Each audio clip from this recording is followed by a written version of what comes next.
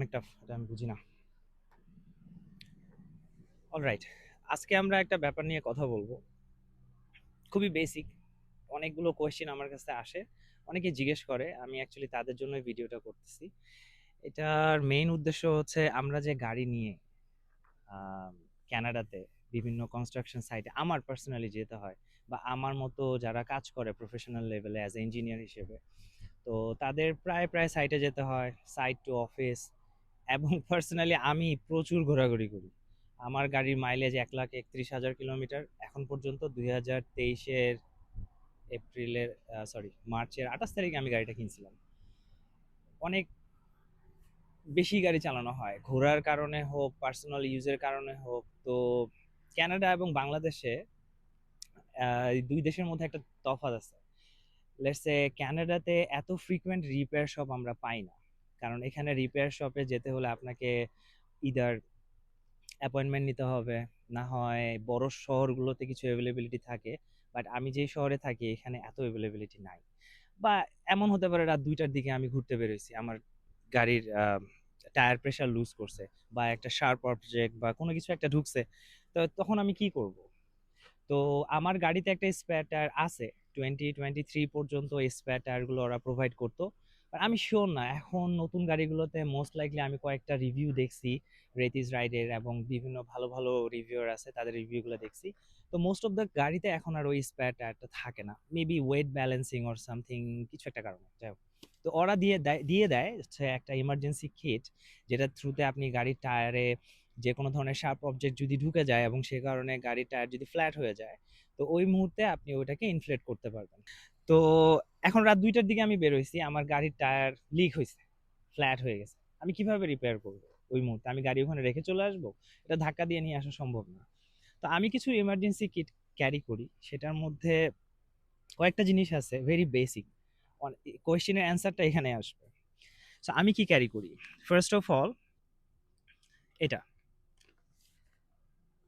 এটা হচ্ছে like instant কোনো প্যারেক বা কোনো শার্প অবজেক্ট আপনার গাড়ির টায়ারের মধ্যে ঢুকছে, ওটাকে এই জিনিসটা ব্যবহার করে টান দিয়ে বের করতে হবে।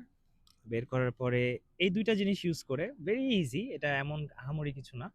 সো এখানে সব ইনস্ট্রাকশন দেওয়া আছে, এখানে গ্লু করা প্যাচ কিট দেওয়া আছে, এগুলো সব কিছু এটার মধ্যে দিয়ে জাস্ট টায়ারের ভিতরে পুশ করতে হবে। দেন আপনি ইউজ করবেন কোনটা? এই জিনিস, এইটা হচ্ছে ইনস্ট্যান্ট পাম্পার। তো গাড়ির যে 12 ভোল্ট আউটলেটটা আছে ওটার সাথে এটা কানেক্ট করলে, এটার থ্রুতে আপনি গাড়িটাকে খুব সহজে আহ, মানে হাওয়া দিতে পারবেন চাকার মধ্যে। কত মজা না? বাংলাদেশে এই জিনিসগুলো অ্যাভেলেবেল থাকা উচিত, প্যারা কমে যাবে। অর মেবি আমরা ওই প্র্যাকটিসটাই করি না। ক্যানাডাতে প্র্যাকটিস করতে হয়, নিজের সব কাজ নিজেকে করতে হয়, ইভেন গাড়ি রিপেয়ার কিছু কিছু ক্ষেত্রে, এটা বেটার। অ্যান্ড দেন এখন আসি প্রিসাইজ লেভেল নিয়ে। অ্যাজ এন ইঞ্জিনিয়ার আমার খুব পছন্দ প্রিসাইসলি সব কাজ করা। সো আমি এই জিনিসটা পারচেস করছি অ্যামাজন থেকে। এটা দিয়ে ডিজিটালি আমি দেখতে পাবো আমার গাড়ির টায়ার প্রেশার কত, কত পিএসআই, প্যাসকেল পার ইঞ্চি স্কোয়ার। সো আমার গাড়ির প্রত্যেকটা গাড়ির ম্যানুফ্যাকচারাররা গাড়ির টায়ার প্রেশারটাকে গাড়ির দরজার সাথে লিখে দেন। আর ড্রাইভার সাইডে আসো, আমি দেখাই।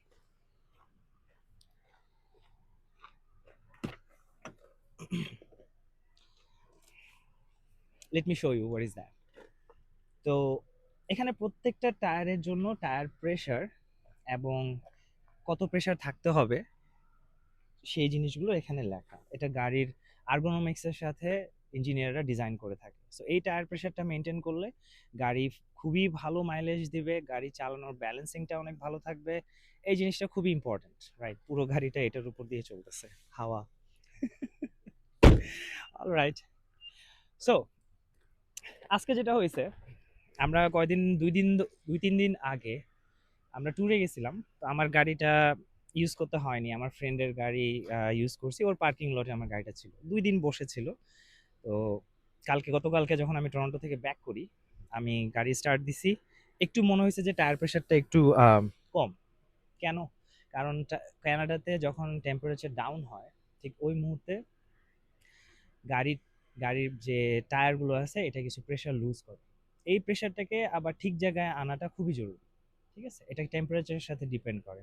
সো আমি যেটা করি, আমি ওই গ্যাস স্টেশনে যাই না, ওখানে ওই ফ্যাসিলিটিটা আছে, বাট আমি যেই সেলফ পাম্পারটা আমার কাছে আছে পোর্টেবলটা, এটা ইউজ করে আমি গাড়ির টায়ার প্রেশারটাকে মেনটেন করি। সো এটা খুব ভালো জিনিস। যে কোনো সময় গাড়িটা পার্ক করে স্টার্টে রেখে, আমি দেখাবো একটু পরে কিভাবে এটা আমি করতেছি। এটা খুবই মজার, আমার খুব ভালো লাগে। আমার আগে বাইক ছিল, ওই বাইকের মেনটেনেন্স আমি নিজে করতাম, বাইকের ইঞ্জিন অয়েল চেঞ্জ, মানে যতটুকু পারা যায় আমি সবকিছু করতাম না, যতটুকু আমার দ্বারা সম্ভব আমার কাছে মনে হয় এটা আমি নিজে করলে আমি অনেক প্রিসাইসলি অয়েল লেভেলটা মেজার করতাম। সেভাবে করে আমি গ্রেড মেজার করতাম। যেমন লেটসে আমার এই গাড়ির ইঞ্জিন অয়েল গ্রেড হলো 0W20, এইটা ছাড়া, এবং সিনথেটিক, এটা ছাড়া আমি অন্য কোনো অয়েল এটাতে ইউজ করতে দিই না। এই গাড়ির ইঞ্জিন অয়েল চেঞ্জ করা একটু প্যারা, নিচে একটা প্লেট আছে, 18টা বোল্ট আমাকে খুলতে হবে, এই এত প্যারা আমি নিতে পারবো না, এটা আমি করি। সো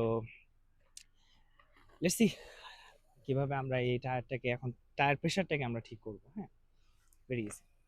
আচ্ছা ঠিক আছে, এখন আমি এটাকে জাস্ট প্লাগ ইন করবো আমার 12 ভোল্ট যে আউটলেটটা আছে সেটার সাথে। সো এটা আমি এই 12 ভোল্ট আউটলেটে আমি এটাকে জানলা খোলা রাখছি, ওয়্যারটা যেন চাপ না খায়। ওকে,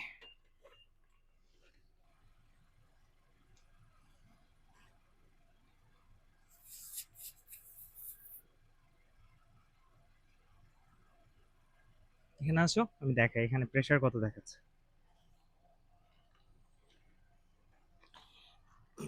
এখানে প্রেসার দেখাচ্ছে অলমোস্ট 30, 30-র একটু উপরে। আমি এখানে আরেকটু প্রেসার দিব।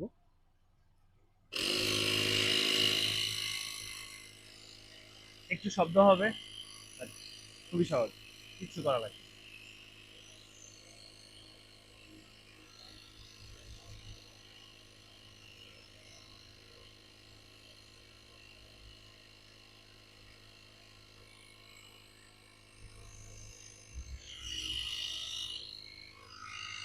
বাড়তেছে।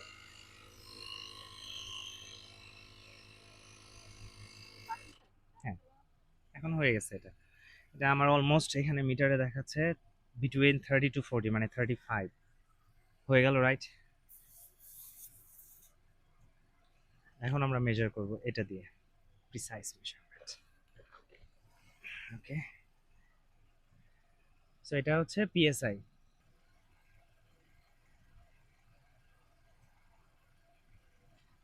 34.5।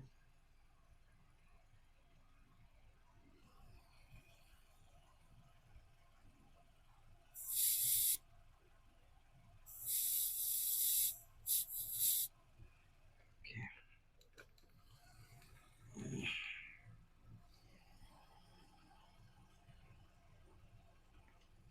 34। আজকে আমি রাখতেছি 34, একটু বেশি, কারণ টেম্পারেচারের কারণে এটা আবার কমে যাবে 2 দিন পরে। হ্যাঁ, জাস্ট 1 পিএসআই বেশি, এতে কোনো সমস্যা নেই।